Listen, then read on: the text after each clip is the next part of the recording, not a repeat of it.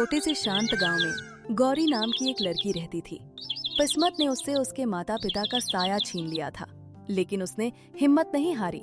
वो अनाथ नहीं थी, फिर भी हालातों ने उसे अनाथों जैसा जीवन जीने पर मजबूर कर दिया था। गौरी बेहद सुंदर थी, पर उसकी सुंदरता ही उसके लिए कई बार मुसीबत बन जाती। गांव के कुछ लड़के उसे तंग करते, ताने मारते, पर वो हर अपमान को सहकर चुपचाप अपने सपनों को थामे रहती। एक दिन सुबह की हल्की धूप में वो मंदिर के बाहर बैठी मिट्टी से छोटी छोटी सुंदर मूर्तियां बना रही थी। उन मूर्तियों में उसका दर्द भी था और उसका विश्वास भी। तभी मंदिर के पुजारी हरिशंकर वहां आए। अरे ओ गौरी, तुझे मैंने कितनी बार मना किया है कि इस मंदिर के आसपास मत बैठा कर। क्यों आ जाती है तू बार बार यहाँ? पुजारी जी, मैं जहाँ भी बैठती हूँ वहाँ से लोग मुझे भगा देते हैं, तो मेरा आखिरी सहारा भगवान के सामने ही बैठना था। वहाँ से भी आप मुझे भगा रहे हैं, अब मैं कहाँ जाऊँ? देखो गौरी, ये मंदिर ठाकुर विक्रम सिंह के ट्रस्ट से चलता है। ठाकुर साहब के अलावा पूरा गांव नहीं चाहता कि तुम उनके आसपास भी भटको, क्योंकि तुम जहां भी रहती हो लोगों का नुकसान होता है। लोग तुम्हें अपशगुनी मानते हैं। तो आप ही बता दीजिए पुजारी जी, एक अनाथ लड़की कहाँ जाए? क्या उसे धरती पर रहने का अधिकार ही नहीं? अगर ऐसा है तो मुझे भी अपने माँ बाप के पास ऊपर पहुँचा दीजिए। तभी वहां पर ठाकुर विक्रम सिंह और कुछ गांव वाले आ जाते हैं। इतनी हिम्मत गौरी कि तू पुजारी जी से जुबान लड़ा रही है। एक तो हम तुझे इस गांव में रहने दे रहे हैं, यही बड़ी बात है। पता नहीं कौन तुझे यहां छोड़कर चला गया था। तब से हम ही तुझे पाल रहे हैं और तू हमें ही जवाब दे रही है। ठाकुर साहब, हम किसी अनाथ लड़की पर जुल्म नहीं कर सकते, वरना यह पाप होगा। लेकिन यह लड़की अपशगुनी है, इसलिए इसे कहीं दूर भेज दो। इसके लिए खाना पीना हम वहीं पहुंचा दिया करेंगे। उनकी बातें सुनकर गौरी की आंखों से आंसू छलक पड़े। इससे पहले कि गांव वाले कुछ और बोलते, गौरी ने अपनी वही मूर्ति उठाई और सीधा वहां से नदी की ओर चल दी। गौरी नदी किनारे एक पेड़ के नीचे अकेली बैठी रो रही है। वो रोते रोते मिट्टी की मूर्तियां बना रही थी। हे भगवान, इस गांव में जितने भी बच्चे हैं सबके माँ बाप हैं, पर मेरे माँ बाप क्यों नहीं? ये सब सोचते सोचते गौरी ने बहुत सारी मूर्तियां बना डाली। तभी उसके पास गांव के कुछ बच्चे भागते हुए आए। उनमें से एक 12 साल की लड़की पायल थी, जो ठाकुर विक्रम सिंह की बेटी थी। गौरी दीदी, आप कहाँ चली गई थी? हम पूरे गांव में आपको ढूंढ रहे थे और आप यहाँ बैठी हो। पायल, तुम यहाँ क्यों आ गई? अगर ठाकुर साहब ने तुम्हें मेरे साथ देख लिया तो नाराज हो जाएंगे। तुम जानती हो ना तुम्हारे पापा कितने गुस्से वाले हैं। मैं आपसे मिल रही हूँ, ये जानकर मेरे पापा क्यों नाराज हो जाएंगे? हम सब बच्चे तो आपसे मूर्तियाँ लेने आए हैं। हाँ दीदी, हर रोज आप हमें मिट्टी की मूर्तियाँ देती हो, पर आज दी ही नहीं। हम ये सारी मूर्तियाँ ले जाएं? हाँ, ले जाओ। ये सब मैंने तुम बच्चों के लिए ही तो बनाई थी। लेकिन कल से यहाँ मत आना। कल मैं खुद गांव में आऊंगी तुम्हें मूर्तियाँ देने। अभी तुम सब बहुत छोटे हो, इतनी दूर अकेले मत आया करो। अब जल्दी जाओ यहाँ से। बच्चे मूर्तियाँ लेकर गांव पहुँचते हैं। वहाँ ठाकुर विक्रम सिंह और गांव वाले खड़े हैं। देखा गांव वालों, मुझे तो लगता है ये गौरी जरूर कोई जादू मंत्र जानती है। इन बच्चों को उसने अपने वश में कर रखा है। पायल, तुम सब वहाँ क्या करने गए थे? तुम्हें अगर मूर्तियाँ चाहिए तो मैं तुम्हें बाजार से लाकर दूंगा। गौरी के खिलौनों में ऐसा क्या है? पापा, आप सब लोग गौरी दीदी से इतना चिढ़ते क्यों हैं? और ऐसी मूर्तियाँ बाजार में मिल ही नहीं सकती। और पापा, अगर आपने हमारी मूर्तियाँ तोड़ने की कोशिश की तो मैं घर छोड़कर भाग जाऊंगी या नदी में कूद जाऊंगी। चलो बच्चों, तुम लोगों की मूर्तियाँ कोई नहीं तोड़ेगा। जाओ, अपने अपने घर जाओ। आज के बाद इतनी दूर नदी के किनारे मत जाना। जब गौरी यहाँ आएगी तब उनसे मूर्तियाँ ले लेना। रात बीत जाती है। सुबह मंदिर में पुजारी जी आते हैं और घबरा जाते हैं। हे भगवान, ये कैसा अनर्थ हो गया? किसी ने मंदिर की सोने की मूर्ति चुरा ली। गांव वालों, ठाकुर साहब, जल्दी से यहाँ आइए। हम आवाज सुनकर ठाकुर विक्रम सिंह और गांव वाले आ जाते हैं। हमने तो पहले ही कहा था कि गौरी को इस मंदिर के आसपास मत भटकने दो। वो एक नंबर की अपशकुनी है। हो गई ना सोने की मूर्ति चोरी। जब पुजारी जी को मैं समझाता था तब तो मेरी बात मानते नहीं थे। ये सब कुछ गौरी की वजह से ही हुआ है। जहां उसके कदम पड़ते हैं वहीं से नुकसान होना शुरू हो जाता है। लेकिन ठाकुर साहब, कल तो मैंने गौरी को भगा दिया था। अब सोने की मूर्ति का क्या होगा? क्योंकि मंदिर से मूर्ति चोरी होना बहुत बड़ा पाप है। अगर चोर भगवान से नहीं डरा तो हम लोगों से क्या डरेगा? वो तो गांव में किसी के घर भी चोरी कर सकता है। अरे तो अब क्या करें? पूरा गांव मिलकर उस चोर को ढूंढे क्या? पुजारी जी, आप रात में मंदिर में ही सो जाया करो। क्यों घर चले जाते हो? आपको हमने रखा क्यों है? मंदिर की रखवाली के लिए। तभी दो बच्चे भागते हुए आते हैं। अरे ठाकुर चाचा, जल्दी घर जाओ, तुम्हारी बेटी पायल बीमार हो गई है। अरे क्या हुआ पायल को? चलो चलो जल्दी चलो। सब चले जाते हैं। पुजारी जी अकेले बड़बड़ाते हैं। ये लोग बेचारी गौरी को ही अपशगुनी मानते हैं। वो बेचारी जब तक यहाँ रही तब तक मंदिर की मूर्ति चोरी नहीं हुई। कम से कम रात में मंदिर की रखवाली तो करती थी। लेकिन अगर मैं ठाकुर साहब की बात मानकर गौरी को ना भगाता तो ठाकुर साहब मुझे ही यहाँ से भगा देते। फिर मेरा तो कोई ठिकाना ही नहीं बचता। पायल बिस्तर पर लेटी है। उसे तेज बुखार है। उसने हाथ में गौरी की दी हुई मूर्ति पकड़ रखी है। पायल, तुमको तो बहुत तेज बुखार है। गजोदर काका, जल्दी से डॉक्टर को बुला लाइए। थोड़ी देर बाद डॉक्टर महेश आते हैं और पायल का चेकअप करते हैं। आप लोग परेशान मत होइए, मौसम बदल रहा है ना, इसलिए इस वक्त हल्का फुल्का बुखार और सर्दी जुकाम हो जाता है। मैंने दवाई दे दी है, इसे आराम मिलेगा। ठाकुर साहब, डॉक्टर बाबू तो हमारी बात मानेंगे नहीं, लेकिन मुझे लगता है ये सब उस अपशगुनी अनाथ लड़की गौरी की वजह से हुआ है। पहले तो मंदिर से मूर्ति चोरी हो गई, फिर पायल बिटिया बीमार हो गई। कल ही पायल गौरी से मिलने गई और आज ही बीमार हो गई। आप लोग अभी तक अंधविश्वास में जी रहे हैं। जमाना कहां से कहां पहुंच गया। आप लोग आज भी टोटके टोने में फंसे हुए हैं। मैंने पायल बेटी की जांच की है, बस साधारण सर्दी जुकाम और वायरल बुखार है, इसके अलावा कुछ नहीं। अचानक डॉक्टर महेश की नजर पायल के हाथ में पकड़ी मूर्ति पर जाती है। अरे पायल बेटी, ये मूर्ति कहां से ली? लगता है तुम्हारे पापा ने विदेश से ये मूर्ति मंगाई है। किसी बहुत बड़े आर्टिस्ट की कलाकारी लगती है। ऐसा लगता है ये मूर्ति अभी बोल पड़ेगी। नहीं डॉक्टर अंकल, ये मूर्ति तो गौरी दीदी ने बनाई है। वही दीदी जिन्हें ये सब लोग अपशगुनी कह रहे हैं। लेकिन वो अपशगुनी नहीं है, वो बहुत ही नेक दीदी हैं। आप हमारे गांव के मंदिर के पुजारी जी से पूछ लीजिए। पहले गौरी दीदी उसी मंदिर के बाहर रहती थी। तू गौरी के गुणगान करना बंद कर। डॉक्टर साहब, आपने दवाई दे दी ना, अब आप जाइए यहाँ से। दोबारा जरूरत पड़ेगी तो आपको बुलवा लेंगे। डॉक्टर महेश बाहर आते हैं और खुद से बात करते हैं। आज के जमाने में भी ये पूरा गांव अंधविश्वास में जी रहा है। बेचारी एक अनाथ लड़की को ये लोग अपशगुनी बता रहे हैं। पायल ने बताया कि वो मंदिर में रहती थी। इसका मतलब गांव वालों ने उसे अपशगुनी समझकर कहीं भगा दिया है। उसकी कला को ये गांव वाले पहचान ही नहीं रहे। मुझे उस लड़की का पता लगाना होगा। चलो अब पुजारी जी से चलकर पूछते हैं।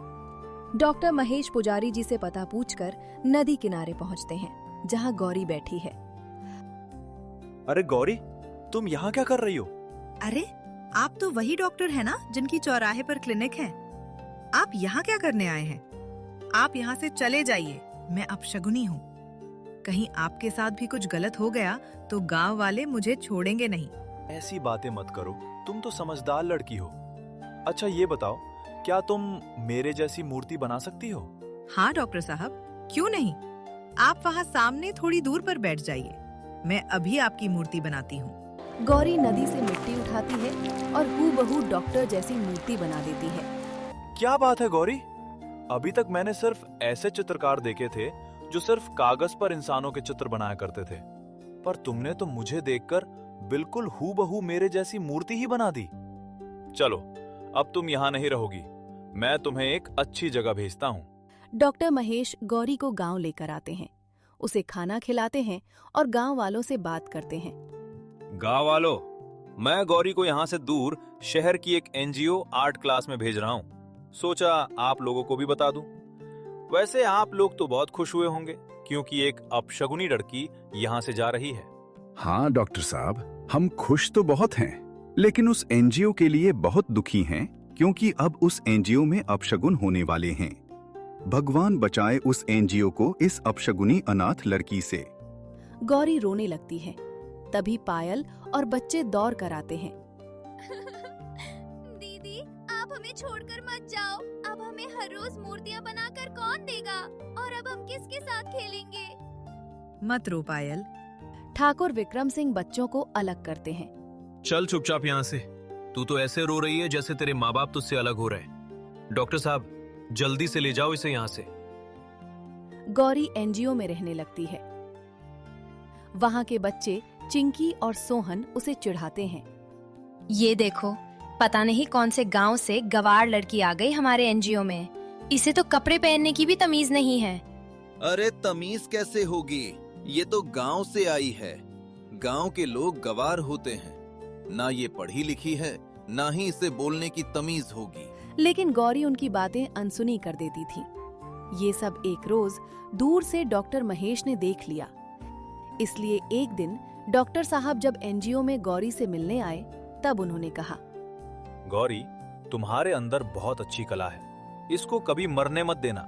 एक दिन यही कला तुम्हारे काम आएगी। और दूसरी बात, यहाँ के लड़के लड़कियां तुम्हें अनपढ़ गवार बोलते हैं। इसलिए अब मैं रोज तुम्हारे पास आऊंगा और 2 घंटे तुम्हें पढ़ाऊंगा ताकि तुम्हें कम से कम पढ़ना लिखना आ जाए। डॉक्टर साहब, आप मेरे कुछ नहीं लगते, फिर भी आप मेरे लिए इतना कुछ कर रहे हैं। मैं इसी बात से खुश हूँ। अब चाहे पूरी दुनिया मुझे ताने मारती रहे, मुझे किसी का बुरा नहीं लगता। उस दिन के बाद हर रोज डॉक्टर महेश गौरी को पढ़ाने लगे। धीरे धीरे ऐसे ही 2 साल बीत गए और गौरी अब 21 साल की हो गई। उसके कमरे में बहुत सारी मूर्तियां थीं। एनजीओ के मालिक मिस्टर वर्मा सभी बच्चों को इकट्ठा करते हैं। आप सभी लोग बहुत अच्छे कलाकार हैं। मैं चाहता हूं कि आप लोग अपने पैरों पर खड़े हो जाएं। इसीलिए मैं इस बार एक बहुत ही बड़ी कला का प्रदर्शन रखने वाला हूं। एक बहुत बड़ी बिजनेस वुमेन कविता देवी आने वाली है। 1 हफ्ते का समय है। आप लोग अपनी अपनी मूर्तियां बनाना शुरू कर दीजिए। आप सब लोग अपनी अपनी मूर्तियों का प्रदर्शन करेंगे। जितनी मूर्तियां हमारी गेस्ट को पसंद आएंगी वो ले जाएंगी और डोनेशन भी देंगी। इस बार तो मैं ऐसी मूर्ति बनाऊंगी जैसी मूर्ति मैंने आज तक नहीं बनाई। तबिता देवी आती हैं। सभी बच्चे अपनी मूर्तियां दिखा रहे हैं। गौरी अपनी छोटी सी मूर्ति लेकर स्टेज की तरफ बढ़ती है, लेकिन चिंकी उसे धक्का देती है। सरे चल, पीछे हटना। इतनी बड़ी कंपनी की मालकिन कविता देवी आ रही हैं। उनके सामने हमें अपनी मूर्तियां दिखानी हैं। तू ये अपनी छोटी सी मूर्ति लेकर पीछे जा। तेरी मूर्ति उन्हें बिल्कुल पसंद नहीं आएगी। गौरी सबसे पीछे खड़ी हो जाती है। बच्चों, ये बहुत बड़ी कंपनी की सीईओ कविता देवी है। इनके लिए जोरदार तालियां हो जाए। वाह, आप सबने तो इतनी खूबसूरत मूर्तियां बनाई हैं। लेकिन मुझे कोई नई कलाकारी चाहिए थी जो मेरे दिल को छू जाए। अचानक तविता देवी की नजर सबसे पीछे गौरी पर जाती है। अरे बेटी, तुम सबसे पीछे क्यों खड़ी हो? तुमने अपनी मूर्ति यहाँ स्टेज पर नहीं रखी। आओ बेटी, आगे आओ।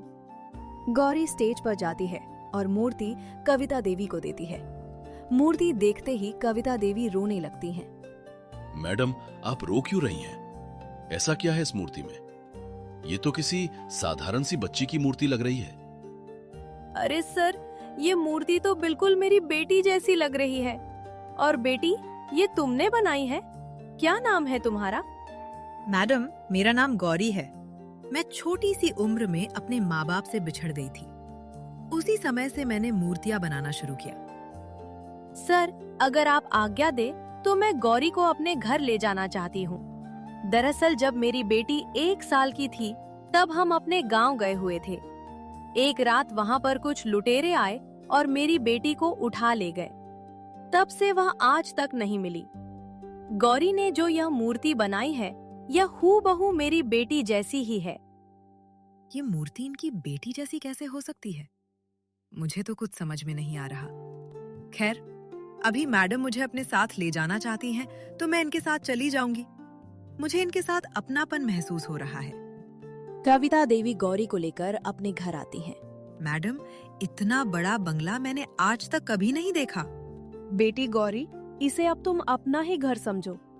पता नहीं क्यों मुझे तुम्हारे साथ अपनापन जैसा महसूस हो रहा है। तभी वहाँ डॉक्टर महेश आ जाते हैं। डॉक्टर साहब, आप यहाँ? अरे गौरी बेटा, ये मेरा ही घर है और कविता मेरी पत्नी है। हाँ गौरी, ये मेरे पति हैं। डॉक्टर महेश बताते हैं कि वे गौरी को कैसे गांव से लाए थे। कविता भी बताती है कि वो गौरी को प्रदर्शनी से लाई है। ये तो बिल्कुल हमारी बच्ची जैसी लग रही है। गौरी, तुमने तो चमत्कार कर दिया। तुमने तो हमारी बच्ची को कभी देखा भी नहीं होगा, फिर उसकी मूर्ति कैसे बना दी? रुको, मैं अभी एक तस्वीर दिखाती हूँ। कविता एल्बम से अपनी 1 साल की बेटी की तस्वीर निकालकर गौरी को दिखाती है। क्योंकि कविता मैडम, ये तो मेरी तस्वीर है। क्या गौरी बेटी, यह आपकी तस्वीर है? हाँ, ये मेरी ही तस्वीर है। तभी मैं सोचूं कि इस मूर्ति को देखकर आप लोग इतना परेशान क्यों हो रहे थे, क्योंकि ये मूर्ति मैंने खुद के ही बचपन की बनाई थी। इसका मतलब गौरी, तुम हमारी ही बेटी हो। तीनों एक दूसरे को गले लगाकर रोने लगते। मेरी बेटी को उन गांव वालों ने अपशकुनी कहा। मैं उस गांव को छोड़ूंगा नहीं। हम कल ही जमनापुर गांव चलेंगे। डॉक्टर महेश, कविता देवी और गौरी गांव पहुंचते हैं। पूरा गांव इकट्ठा होता है। वालों, पुजारी जी, ये जानकर आप दंग रह जाएंगे कि गौरी मेरी बेटी है। कुदरत का करिश्मा देखिए। आपकी वजह से मेरी बेटी 21 साल तक अनाथों की तरह भटकती रही। किसी भी अनाथ बच्चे को अपशगुनी कहना घोर पाप होता है। पुजारी जी, आपको गौरी कैसे मिली थी? डॉक्टर साहब, इस गांव के बाहर जो जंगल है, एक रात मैं वहां तपस्या कर रहा था। तभी मैंने देखा कुछ लोग एक छोटी सी बच्ची का बलिदान करने जा रहे हैं। मैं किसी तरह उस बच्ची को बचाया और वहां से उठाकर सीधा इस मंदिर ले आया और इसका नाम गौरी रख दिया। मेरी बच्ची। मैडम जी, गौरी बिटिया, हमें माफ कर देना। और गौरी बिटिया, वो उस रात जो मंदिर की मूर्ति चोरी हुई थी, वो किसी और ने नहीं बल्कि ठाकुर विक्रम सिंह के कहने पर हवेली के एक नौकर ने चुराई थी। वो मूर्ति मिल चुकी है। तभी पायल और बच्चे आते हैं। दीदी, आप आ गए? लेकिन दीदी, पापा झूठ बोल रहे हैं। पापा ने वो सोने की मूर्ति जानबूझकर चोरी करवाई थी ताकि आपको अपशगुनी साबित कर सके। बच्चे कभी झूठ नहीं बोलते। मैंने ही वो मूर्ति चोरी करवाई थी, क्योंकि अंधविश्वास मुझ पर कुछ ज्यादा ही सवार हो चुका था। मैं चाहता था कि पूरा गांव गौरी के खिलाफ हो जाए। मुझे माफ कर दो। मन तो करता है अभी तुझे पुलिस के हवाले कर दूं, पर तेरी बेटी पायल का चेहरा देखकर ऐसा नहीं कर सकता। गांव वालों, अब हम सब भी इसी गांव में रहेंगे। यहीं मैं गौरी के नाम पर हॉस्पिटल, स्कूल और आर्ट स्कूल खोलूंगा। 1 साल में ही डॉक्टर साहब उसी गांव में शिफ्ट हो गए। गांव के बच्चे अब भी गौरी से मूर्तियां लेने आते थे। सब उसके ही स्कूल में पढ़ने लगे। तो इस तरह आखिर एक अनाथ लड़की को उसका बिछड़ा हुआ परिवार और खोई हुई इज्जत वापस मिल गई। तभी किसी अनाथ का मजाक नहीं उड़ाना चाहिए।